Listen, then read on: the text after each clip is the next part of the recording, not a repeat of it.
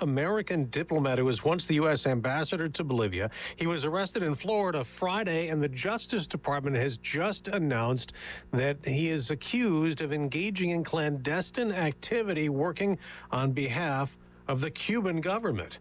Now an update on Derek Chauvin, the ex-Minneapolis cop turned infamous murder convict, who was attacked in a federal prison in Arizona last month, stabbed 22 times. His family's attorney telling Fox News that Chauvin's condition has improved and that he's been returned back to prison custody for further care.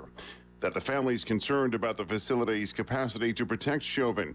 They want him moved to a safer prison. The man who stabbed the former officer now charged with attempted murder and other counts. Chauvin is serving a 22-year prison sentence following a conviction in the death of George Floyd, a conviction that Chauvin continues to fight. Jeff Manasso, Fox News. On Wall Street, there's some pretty big selling this morning. The Dow's down 175 points. The Nasdaq's falling 240. I'm Dave Anthony, and this is Fox News.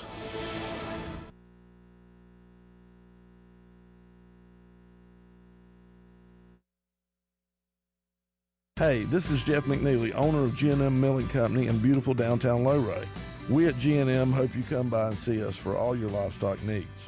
We stock feeds for all kinds of animals and hay too. We also have seed for a wide variety of forages for your animals. So come on by 4000 Taylorsville Highway, Statesville, or call us at 704-873-5758. We're worth the drive. Thank you again for supporting small family-owned businesses. God bless. And now for a look at your weather forecast from the WSIC Weather Center. Mostly sunny skies as you head through the afternoon. The high temperature today will be up near 62 degrees. There is a slight chance of rain, 20% chance of precipitation after 4 p.m. Tonight we'll have mostly clear skies, and that low temperature should stay above freezing. We'll be down at 35 degrees tonight. This has been your weather forecast from the WSIC Weather Center. Any views expressed in this program do not necessarily represent those of WSIC. All systems are a go. Ladies and gentlemen, hold on to your seats.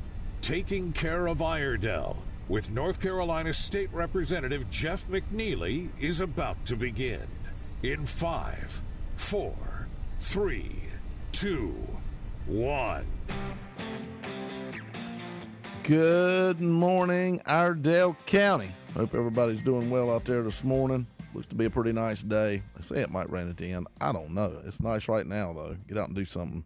Get moving.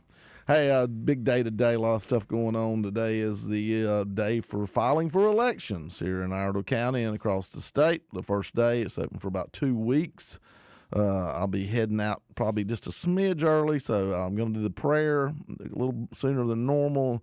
I'm going to ask Joe Berg, my main man on the other side of the board over there, a question that I think he'll talk about for the next 2 days. And so that'll give me a little time to slip out. So if you're thinking we're going to get going early, yeah, I am. I'm going to try to get down there. I'd like to be one of the first ones to go ahead and file for my House seat, District 84. Folks, I hope you support me. I hope you vote for me. I'd like to go back to Raleigh and continue to serve you. I have 23 years of experience serving Iredell County in some form or another, and I want to continue to do it. I think experience is a really good thing. So please support. Moving on a little bit quicker here, and let's get on with the show. Got Jack Clark. Jack, I know well. He works at the NCGA. I think he's let's see, what is he? He's not chief of staff. He's research assistant, I think, for Kyle Hall, representative from up in Stokes County, one of our main people on appropriations. So Jack works with him and on the budget. So we'll talk to him here at the second part of the show. If anybody would like to call in and talk this morning and feel fired up, 704-873-1400. Love to hear from you, so give me a shout. A lot of stuff going on. Sorry I couldn't be here last week. Was on a conference out west, legislative conference for conservatives. Really good. A lot of policy talked about. A lot of good ideas for doing different things. A lot of good ideas on how to stop some of the stuff that's going on that's coming from the far crazy left. In the meantime, though, there sort of was a ceasefire a little bit over there in the Middle East in Gaza. Until there wasn't, and all of a sudden missiles were launched and whatnot by Hamas. In the meantime, rebels in Yemen, who are backed by Iran, launched missiles and drones at the USS Carney and also some civilian ships.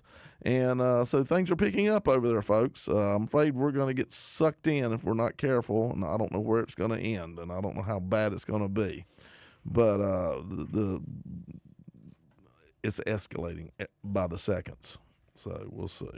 Also on Friday, Sandra Day O'Connor, First Lady, got to call her. Let me finish this little part. First woman in 1981 that was appointed to the U.S. Supreme Court, passed away.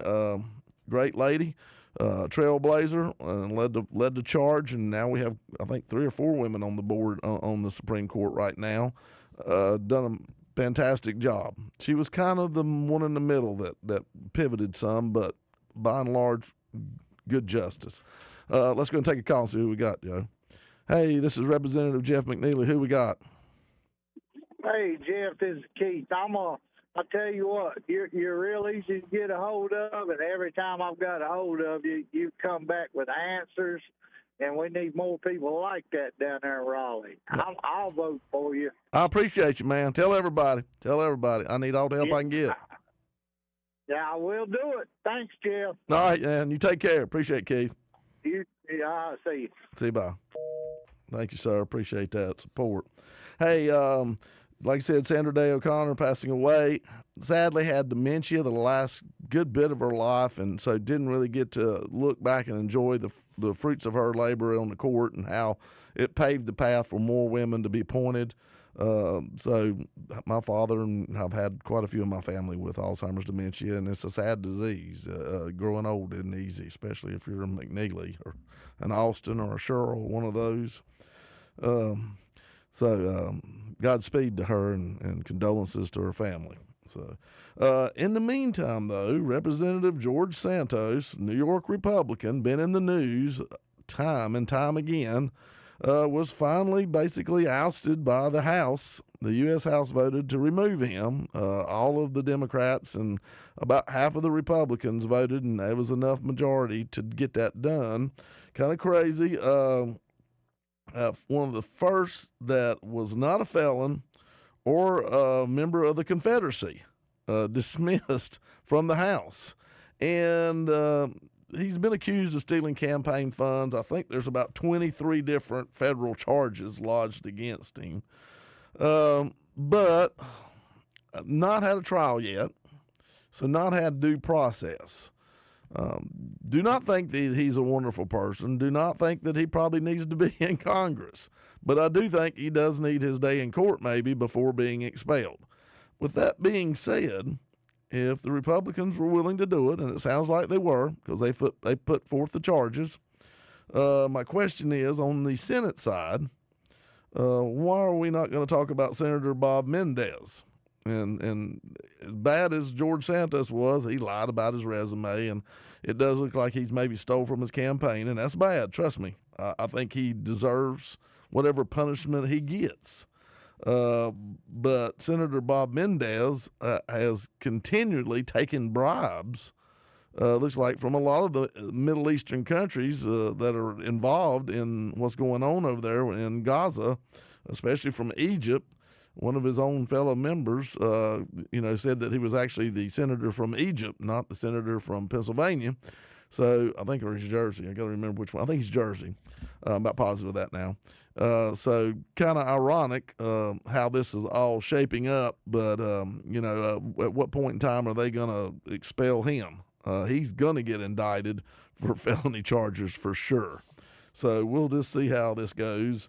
Not sure that any of George Santos's are felony charges federally, but they are quite a number of them. So, and it was a pretty close vote. 221 to 213 had to be 217, I think. I think, well, that's what we are now. Excuse me. There's quite a few votes to get rid of him, but we're at 221 to 213 with him stepping down. So there's only like a 3-vote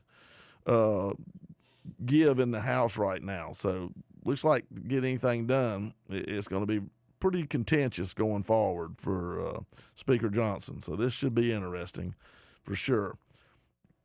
Is that all right time over there, Joe? So I can make sure I got it. Okay. All right. Just want to make sure I'm not looking in the wrong clock here. We moved our clock around a little bit. So getting ready to get close here to the 11:15 break that we'll do. Don't know if I want to get into this, but we'll go ahead and start it. Biden administration has just released new rules on their electric vehicle batteries. And basically, if it doesn't come from U.S. manufacturing, we're in trouble because you will not get the $7,500 subsidy on this. So it's going to be interesting to see how this plays out. Some of the big players, Ford, GM, and all of them have already teamed up with a lot of either Chinese or Indonesian companies to make the batteries. So now it's come around and it's going to be totally different. And I wonder how the battery plant that Toyota's building down there on the mega site in Liberty, how that's going to play out. So there's a lot of question marks from the new ruling that just came out. And, you know, here's the other flip side of it. Where are we going to find these minerals, these hard minerals it takes to make these? So, you know, coming back, hear the rest of the story on this. I got a little bit more. Taking a break right now. Stay with us. All right.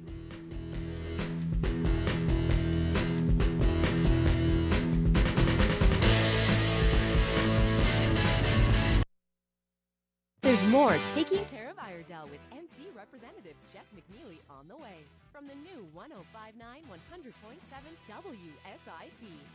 Here is your WSIC community calendar. 12 Days of Christmas giveaways starts this week, December 7th through the 22nd. Listen each morning to Good Morning LKN, where winners will be announced. Some of the prizes include a scooter, karaoke machine, tech toys, and a free stay at Greystone Lodge in Boone. WSIC's 12 Days of Christmas giveaway starts this week. The Docksiders, performing at Kane Center for the Arts this Saturday, are almost sold out. The Docksiders will take you back to the year 1981. Their unique and eclectic tribute act of yacht rock features songs from Hall & Oates, Christopher Cross, Kenny Loggins, and more. The Docksiders, Saturday, December 9th at Kane Center for the Arts. To purchase your tickets, visit kanearts.org. Want to see more than 5 million Christmas lights at one time? The Amazing Speedway Christmas at Charlotte Motor Speedway is happening now through January 7th. The show is open 6 to 10 p.m., rain or shine. Speedway Christmas at Charlotte Motor Speedway, now through January 7th. For tickets, visit charlottemotorspeedway.com. Santa is here. Schedule your time to take pictures between now and Christmas Eve in Birkdale.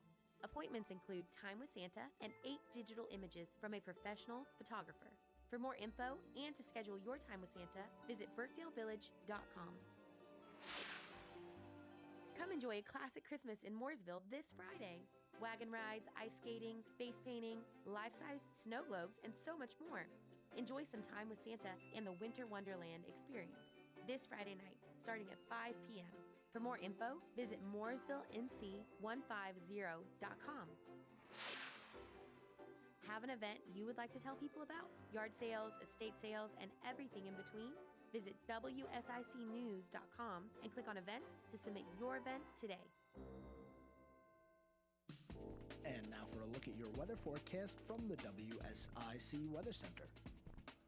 Mostly sunny skies as you head through the afternoon. The high temperature today will be up near 62 degrees. There is a slight chance of rain, 20% chance of precipitation after 4 p.m.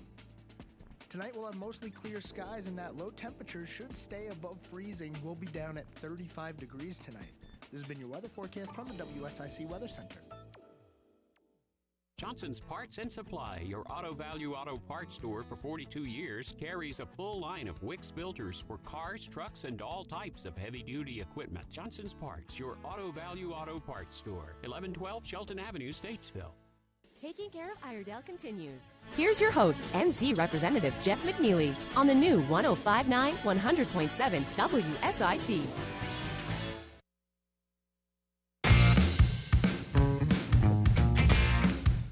All right, back here for the middle part of the show here, getting ready to head towards our guest there at the 11:30 hour.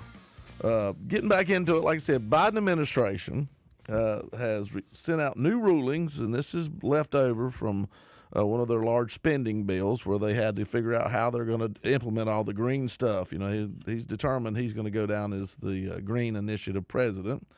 So they've set it up to where if any part of the batteries, pretty much, I think they can go up maybe to 25% can have foreign material in it. Can be manufactured with foreign material in it. Anything more than that, you will not get your $7,500 subsidy for buying your electric vehicle. So this is going to make things kind of interesting. People are already playing the game, and now they changed the rules.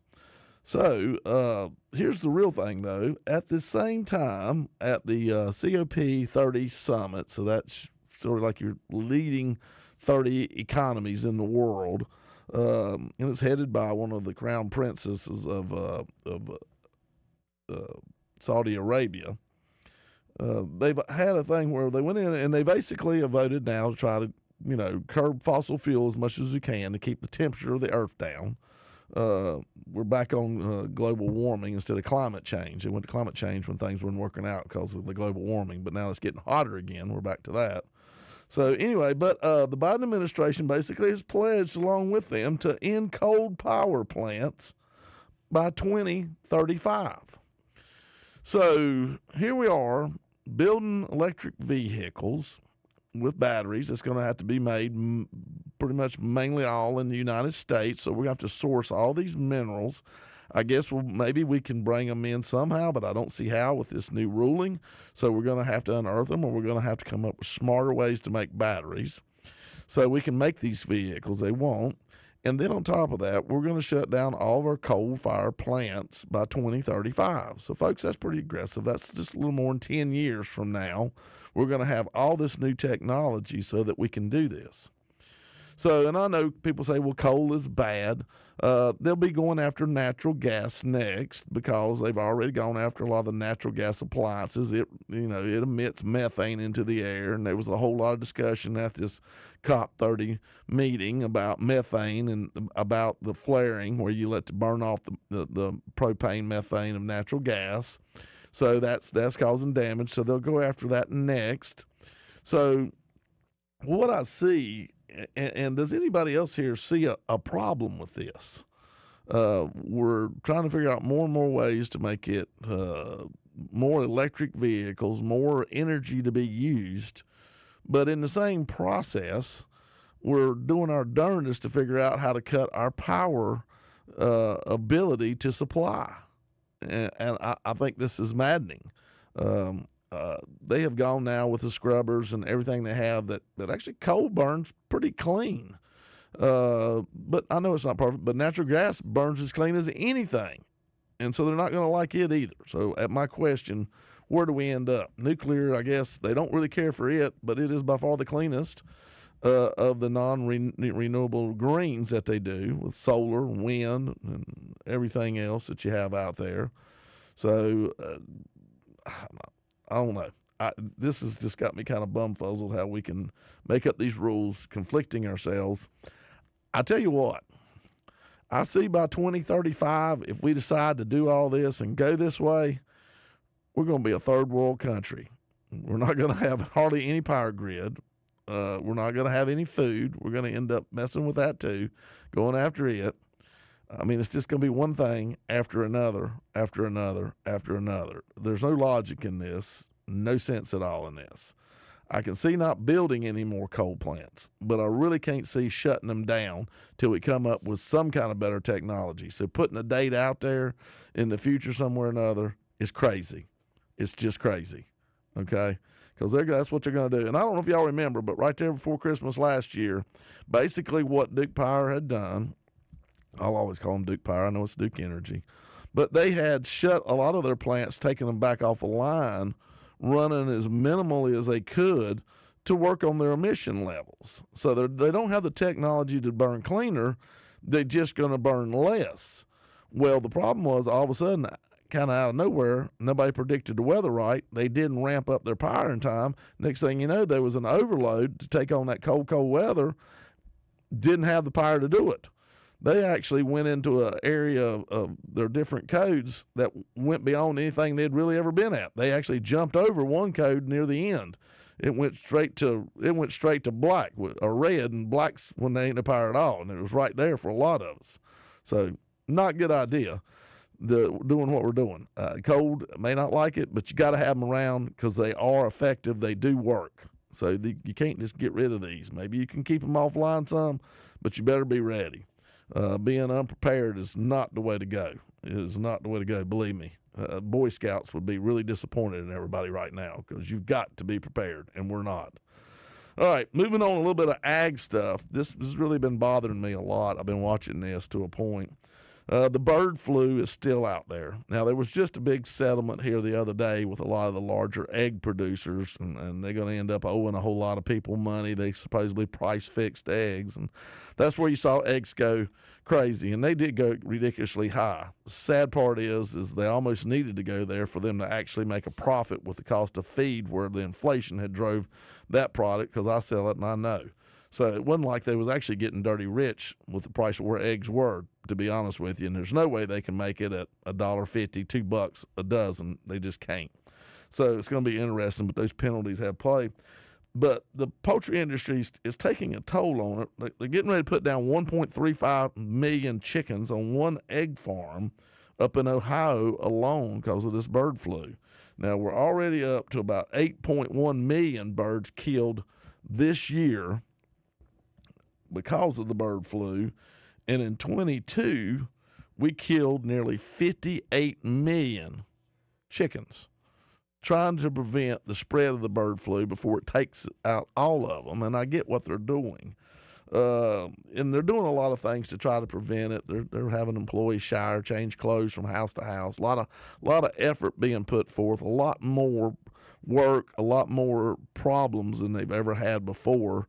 And like I said, feed costs are up, the pyre's up, everything that you go about doing is up. And so it's really putting the poultry industry under stress. And then you have the people on the other side, the environmentalists, going after them, trying to attack them every which way they can. They look at them as big ag, and they're going to shut big ag down, just like they tried to go after the hogs. And they hurt the hog people bad, and they'll hurt the poultry people bad right in the worst time that they could do it, because it costs a lot of money to defend yourself in court these days. So the poultry industry is in a real struggle. Things are not good. It's really tough right now. And this is one of the things that I couldn't quite get. We killed all these chickens, but bird flu is very, very rare to human, is causing a problem. Now, it's fatal to birds, but not to humans. And these birds possibly could have been processed in a way and cooked. If it gets up over about 160, 70 degrees temperature, that will kill this virus or about any virus out there that we know of. And so my question is, we've killed all these birds that it looks to me like possibly could have been processed, cooked. I'm not saying you got to go eat it. I'm not saying that anybody, but there's a whole world starving. And I think the products could have been sent somewhere or another instead of just killed and buried. And you think about now, what we're talking about, 58 plus 8, so we're about 64 or 66 million birds that have been destroyed just in the last almost 2 years. I don't know. Maybe I'm wrong on this. I've talked to a lot of people, and they said, well, yeah, it could have been done. So, there's a lot of question marks here with people starving and whatnot. Could we not have done something with some of this? Could we not have processed some way, cooked it, make sure it was already done, then refroze it, shipped it, whatever it takes? To me, that's a whole lot better than burying all these animals, because you're going to incinerate them and then bury the rest or what there is. And then next thing you know, you could be into a groundwater contamination from all the huge amounts that we've buried and tried to dispose of. So I look back when I was a kid in the 70s when aflatoxin was real big in corn, and only people in agriculture will understand this. And it was almost weird as a child. I even realized and said this made no sense. We had a bad drought that year all through the Midwest, and so the aflatoxin, which is a mold, was really high. And aflatoxin, they proved, can be carcinogenic to mice in laboratories and possibly humans. So the idea was, we'll bury all this corn, and they did. And it wasn't much more than about a year later, they said, we can take corn and make ethanol out of it and turn it into fuel. So I don't know how many hundreds of thousands of bushels of corn they buried that could have been made into fuel, but was not. And of course, corn prices went out the roof and everybody's food went up. And I don't know if you remember this in the 70s. We were fighting inflation. Jimmy Carter was in the White House. A lot of things going wrong. A lot of things didn't make any sense. Had the oil embargo. So you scratch your head. I guess what I'm trying to say at the end of the day, we scratch our head on all these things with what the Biden administration's doing. One was setting up these large hurdles to jump over to get the EV subsidies, and then on the other side, they're cutting out. I don't think we got time. That's my caller, isn't it? Yep, we'll hold him there. So we're going to do away with our power source. Now we're killing all these poultry off. Could we not use them? I know at some point in time something will come up. We'll figure it out. But things just don't make a whole lot of sense right now. I think they will. It'll come to light in the end, but it just doesn't make a whole lot of sense. Some of the things that we do as this country, and it's very concerning, very concerning. Looks like I got my guest on the line, so we'll hold him through the commercials. Stay with us. Should be a really good show. I think you're going to like Jack. He's a good guy. All right. Come back and see us here in about 3 minutes.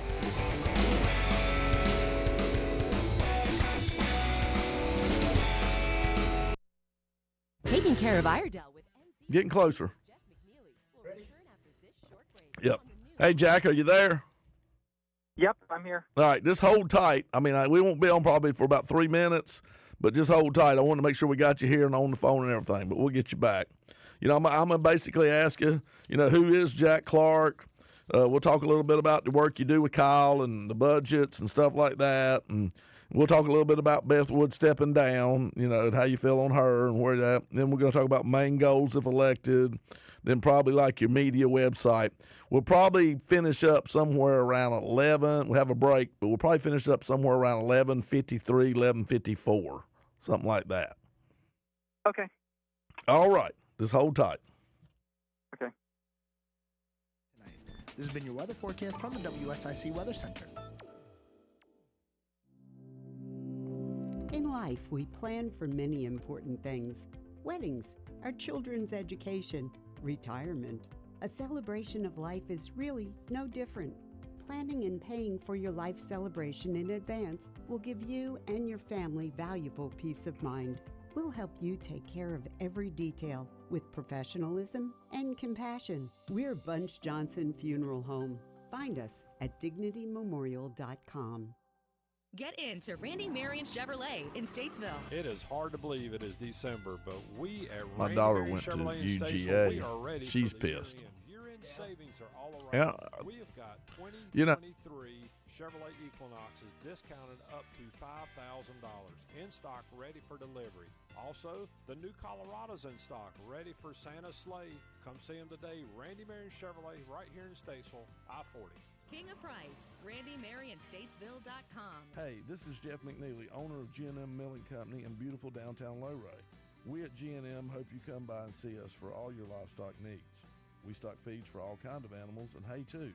We also have seed for a wide variety of forages for your animals.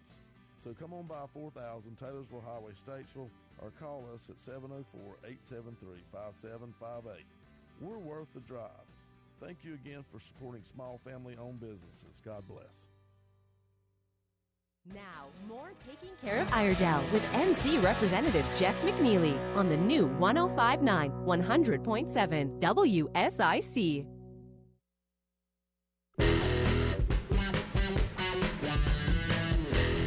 All right, back here with the last part of the show. So I'm going to see if I got my guest on here. Hey, Jack, are you there? Yep, I'm here. How are you? I'm doing well. Folks, got Jack Clark on the phone.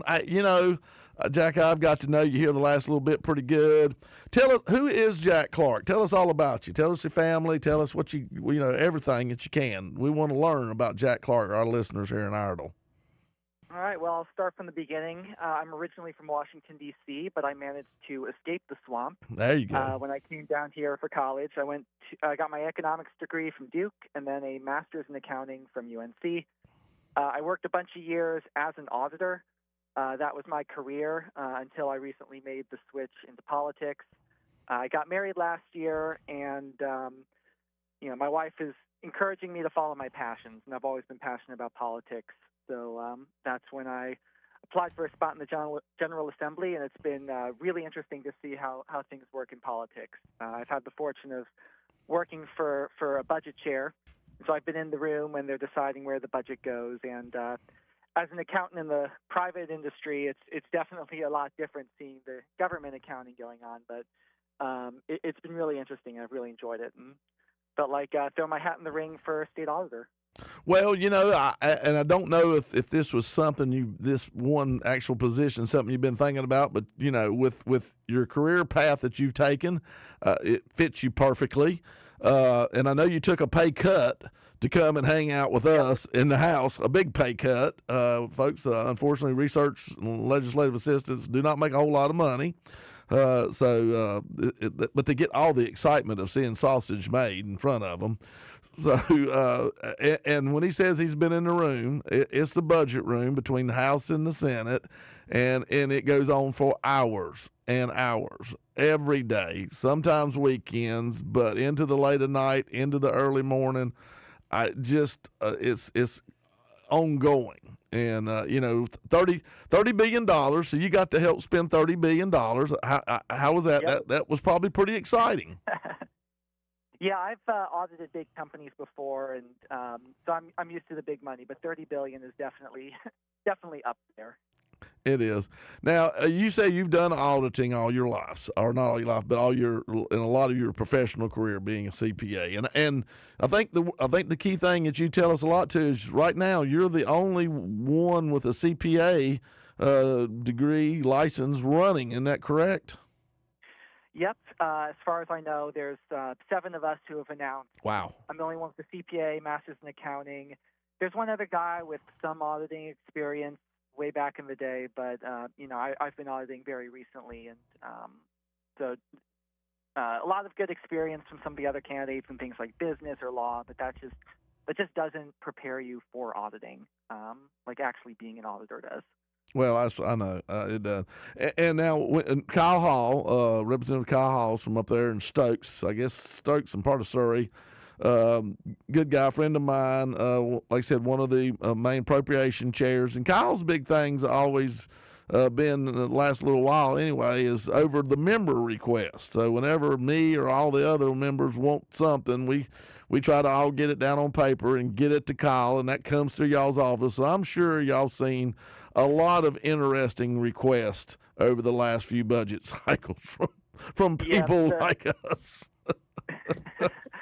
Well, one, Kyle loves meeting everyone, especially the freshmen, and he has to meet with freshmen every now and then to tell them, hey, this is probably not something that we can give you. Here's some better ideas for types of requests. But definitely a good number of representatives came by our office to talk with Kyle, and I was there in the room kind of helping guide him through those requests.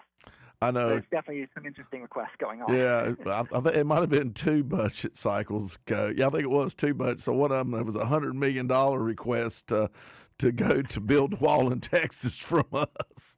So I said, that sounds great, but I don't think we're going to spend $100 million in North Carolina money just yet. Maybe we should. Maybe it'd be a good thing if everybody chipped in. But anyway, I knew that was one member's request. I remember that. So like I said, I'm sure you get a lot of interesting ones. I know mine's some of the best requests. You don't even have to tell me that. I just know it.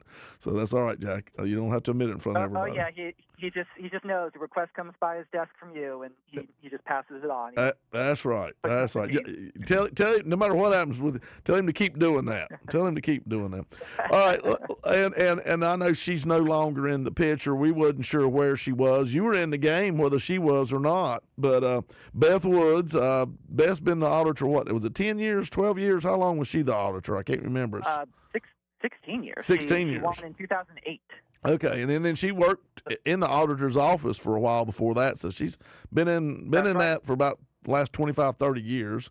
And, good, bad, and different.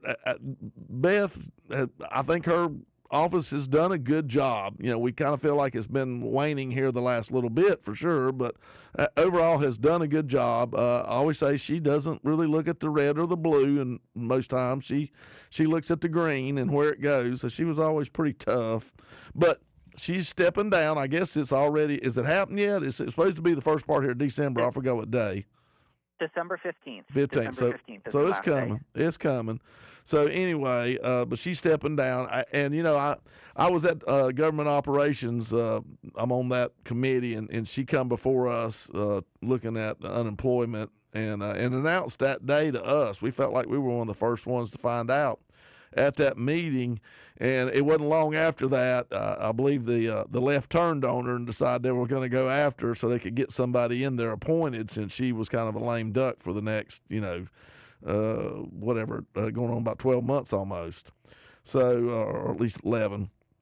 So I thought that was kind of ironic, but like I said, things got a little checkered there at the end. She had a little issues with some driving in a parking lot and another car, and I'm not going to get into all that. But I appreciate her. I appreciate her service for the state of North Carolina. And what was your take on Beth? You're CPA auditor. How did you feel like her department did by and large? Well, by all accounts, her auditing skills were very good. She did just because a lot of Democrats were mad at her for auditing some Democrat priorities. She definitely didn't see things in terms of party. There were things in the last year that you alluded to that called into question her integrity. I think if she had just stayed there maybe 3 terms and not ran the last time, I think her legacy wouldn't be hit like it is. But yeah. From all accounts, she did do a solid job, but hoping to get a Republican there now. And so Governor Cooper actually appointed her successor, who's an attorney, former county commissioner, and again, that's good experience overall, but not quite the auditor that certainly that Beth Wood was, and even the individual who Beth Wood beat in 2008 was also a CPA and a longtime auditor. So we've had that longtime auditors in that role for the past 20 years. So hoping to keep that streak going. Well, I'm sure and I haven't really paid close attention to see who he's picked, but I'm sure it's politics. It's not about whether they can actually do the job, and trying to give them a leg up. So, but that, without the experience of auditing, and really not the experience of being in government real far, in the upper echelon, really doesn't mean a whole lot what they're bringing to the table right now. So it's wide open. It's wide open, I feel like. And oh, yeah. How long has it been since we've had a Republican at the state auditors? I'm trying to think. We've had one Republican state auditor in the past 146 years. Well, that's what I knew. 2004 to 2008. Les Merritt. Yeah, I about CPA. forgot about Les. About forgot about him. So there you go. So we're due. And That's right. We're due. Well, all right, well, let's talk a little bit here. We got about 14, 15 minutes here. What are some of the main goals that you would like to see at the state auditor's office happen if you get elected? What are some of your main things that you want to do? The first thing I tell everyone is I want North Carolina to be the best run state in the country. So anywhere that I audit, my goal is to set them up so that they can do things better in the future. The auditor's office has the skills and training to be able to help these agencies or the boards or municipalities to kind of set up their financial processes to not have any waste or fraud in the future. Most people see the auditor as a watchdog, goes out and catches people from misusing state funds, and that's certainly one thing we do. But I want, on a going forward basis, for everywhere we audit to be set up to succeed. So that's really my main number one goal. Okay. Well, it's always better to be proactive than reactive, and so exactly. I feel like a lot of times when the audit comes, that's the reaction. We saw a problem when we got to go do it. And one thing I will say, being on government operations, our job is to try to figure out how do we make government more efficient. Where are the bottlenecks? Where are the problems? Is there something legislatively that caused this, or is there something legislatively that can fix this? And so I think it's real important that we work hand in hand with the auditor's office, because y'all give us the hard facts, the hard numbers to be able to make the decisions. Other than that, it may be a lot of hearsay, he said, she said stuff, but with the auditor coming in, it finds out what actually did go on, and was there anything inappropriate, or was it just poor management? And a lot of times it's not something really illegal. It's just poor management, but it still ended up costing the taxpayers of North Carolina a lot of money. Yeah, absolutely. And you referenced it. The auditor tries to find the objective facts. It's really important for an auditor to be objective, to be independent, to be unbiased. And that's something you learn in auditing. And because then we present it to you or, whoever else, the attorney general, if it's a legal matter. And everyone needs to know what the auditor finds is just the objective, factual truth. So that's definitely one thing I'm going to focus on as state auditor. Well, and I think that's critical. Like I said. And I also think that, like I said, it doesn't matter whether it's led by a Republican or led by a Democrat, whatever branch of the government, whatever division of it, it's got to be looked at, and the numbers shouldn't lie. The numbers aren't red or blue. Yep. They're black and white, and that's what we want. So, hey, Jack, we're going to take a little bit of a break. We're going to come back, got about probably about a 10-minute stretch or so, and then we're going to end up. But so just hold tight with me, and everybody out there too. All right. Hold tight.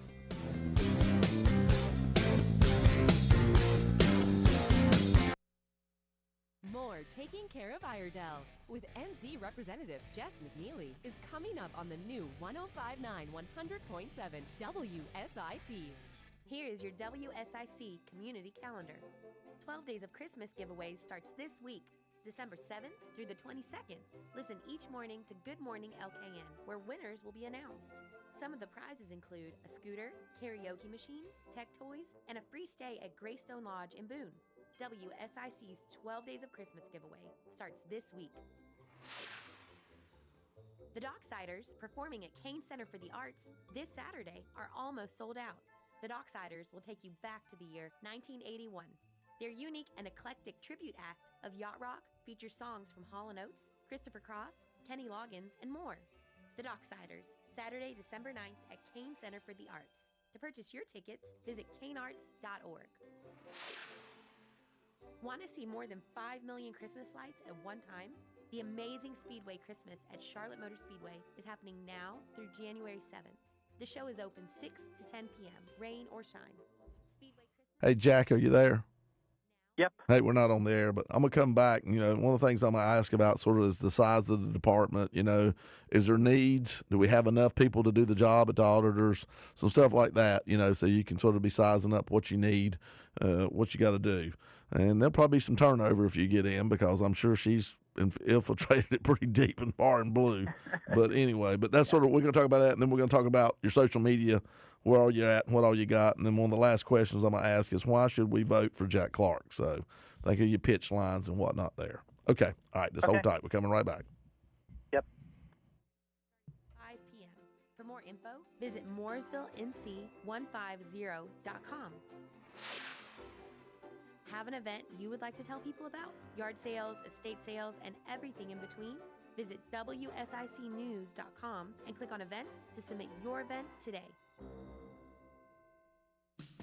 And now for a look at your weather forecast from the WSIC Weather Center. Mostly sunny skies as you head through the afternoon. The high temperature today will be up near 62 degrees. There is a slight chance of rain, 20% chance of precipitation after 4 p.m. Tonight we'll have mostly clear skies, and that low temperature should stay above freezing. We'll be down at 35 degrees tonight. This has been your weather forecast from the WSIC Weather Center. Now, more Taking Care of Iredell with NC Representative Jeff McNeely on the new 105.9 100.7 WSIC.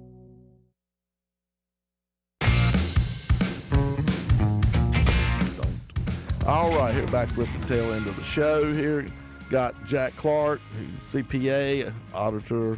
He's running for the state auditor's position that's open right now, with Beth Woods getting ready to step down. So, Jack, you still with us?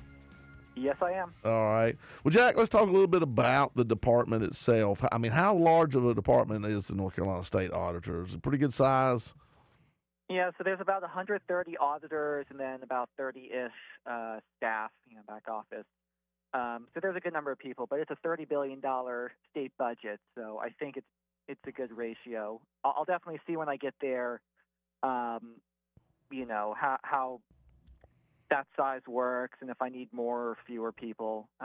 That'll be something for first few months in the office. But 130 auditors, so thereabouts in the department. Just trying to you'll have to try to get there and get a feel then to see what the needs are. But I mean, Exactly. To me, I don't want to see 2,000 people over in state office, but I want to make sure you're staffed enough because it's important. It doesn't take long for y'all to find and make back your pay. Let's put it that way. If things are going wrong with $30 billion on the line, so I mean, you got to have somebody overseeing it. You got to have somebody that's going to stand accountable for it, and make sure there's somebody there to make them stand accountable for it. So that's kind of the GovOps, and that's kind of where y'all come into play. So that's important. All right, let's talk a little bit about our social media. Where are you at, and what's some of the ways we can find Jack Clark? Well, I'm on, Twitter, Instagram, Facebook. My website is jackclarknc.com. All the links are on there. I think my Twitter is Jack Clark CPA. Jack Clark NC, I think, for the Instagram, and the Jack Clark for State Auditor on Facebook. I'm not, campaigning's a lot, especially statewide, so I don't post as much as maybe I should, but I'm getting out there in the state, and I periodically post updates on all those sites. There's no best way. Whichever your poison of choice in terms of social media is open. Well, and like I said, unfortunately that's a part of the game. I don't do as good a job with mine. I probably should find somebody that does more of it for me, but I'm kind of one of these kind of people that like to do my own. I like to put out what I want to put out there on it. So I am a millennial, so should come more naturally to me. Yeah, well, you're busy. That's just it. If somebody actually has jobs and busy, it's hard. I don't know how people find the time to be on social media as much as they do. Facebook's about all I got time to do, and I don't do a real good job with it, but I do what I can. So and it's a big state, and I've noticed you've been traveling it from one side to the other. You were here in Iredell not too long ago, so I mean, it's all over. Long way from Murphy to Manio, long way. Yeah. Oh, yeah. And it's especially tough when we're in session and I'm spending late nights in the budget room. Can't be campaigning then. So once the budget got out, I've been more out and about. But I really had to wait for the budget to be done and really for session to be over. Yeah, and now we're into what I call today's filing day. It's a sprint. It's a sprint today. So you'll start today, but it's also a marathon too because it takes a while. You're going to be running wide open, but you're not going to be moving real fast and running all over trying to catch every event. So you'll be somewhere just about every day, every night doing something. So hug and kiss your wife. Tell her you'll see her soon. It'll be sometime in sprinting a marathon. It'll be sometime in March, but you'll see her soon. And go ahead and get your cholesterol level up and get your caffeine level up because that's kind of what you live on. I told somebody usually during election time, if you cut me, blood doesn't run out, cholesterol does. Sort of a greasy looking clear thing. But anyway, whole nother story. Well, let me ask this question too. It's what I always ask people running. Why should people here in Iredell County or even North Carolina, why should we vote for Jack Clark? What is it that we need to know that should make us want to vote for Jack Clark? Because I'm the most experienced candidate with the best vision. Like I said, I'm the only one with a CPA, only one who spent his whole career auditing, and I really have more of a positive vision. Some of my opponents don't necessarily really get what auditing is, and so they're making campaign promises that aren't really in the purview of the auditor. So you should vote for me to get a CPA in there, to get an auditor in there, and really be able to go in on day one and understand the role and really do the best job to serve the people in North Carolina. Well, and experience is critical because without experience, staff runs the show. And we don't, you don't really have time to have somebody get this learning curve. You need to have somebody that knows what they're doing, that's been there and understands it and is ready to go to work the first day, not trying to figure out where the bathrooms are and not trying to figure out, how to get to the parking lot and all this stuff and just get through security.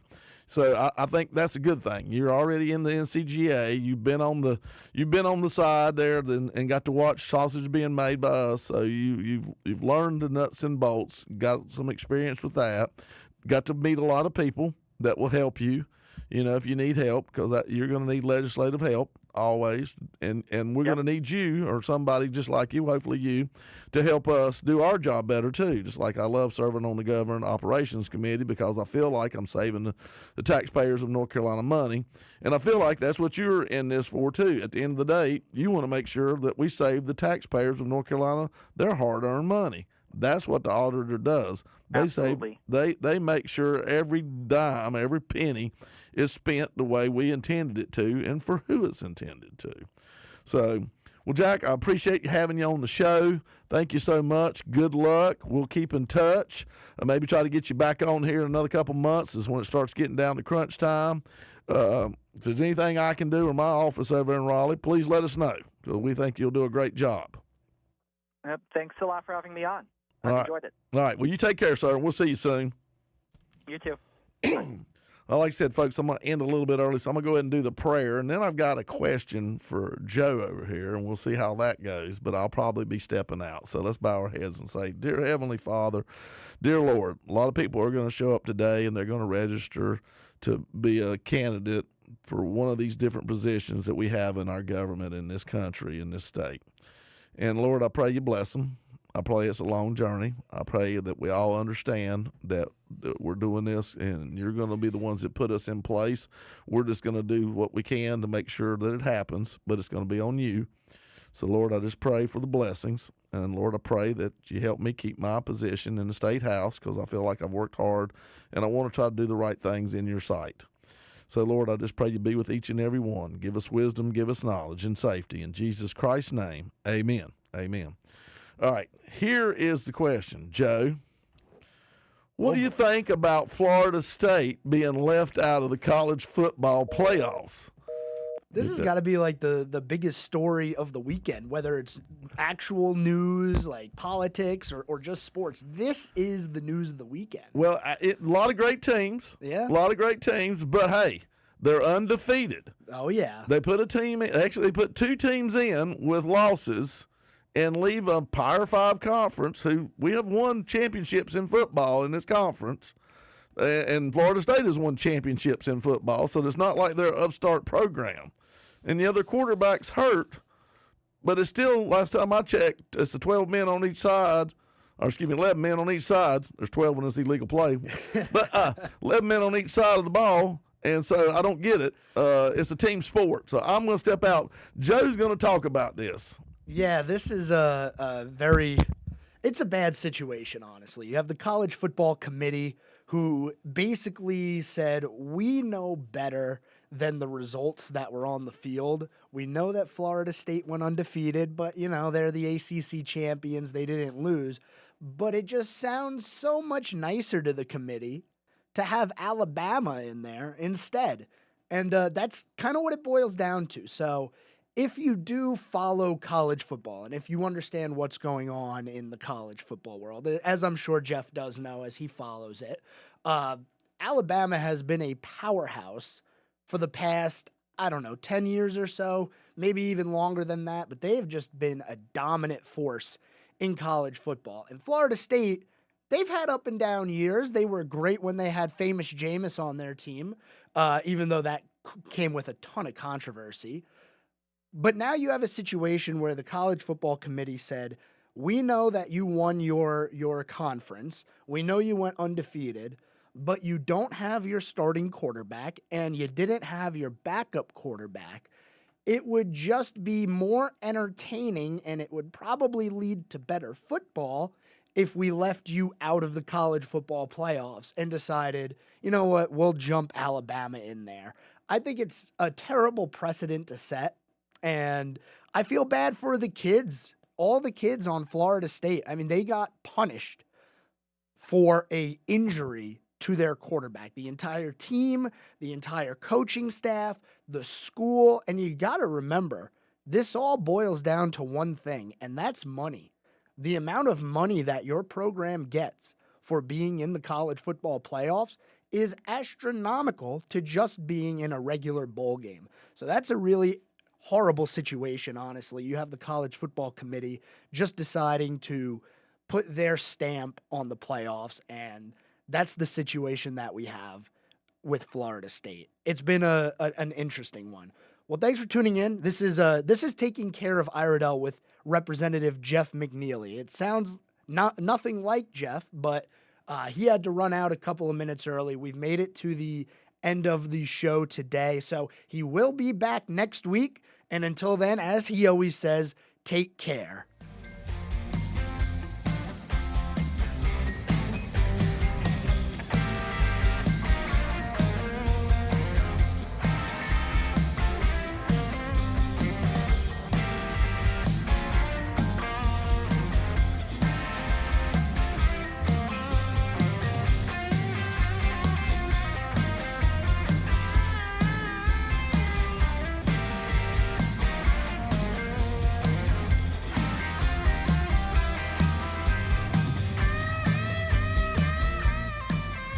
You've been listening to North Carolina Representative Jeff McNeely. Join Jeff again next Monday morning at 11:05 for Taking Care of Iredell on News Talk WSIC. The new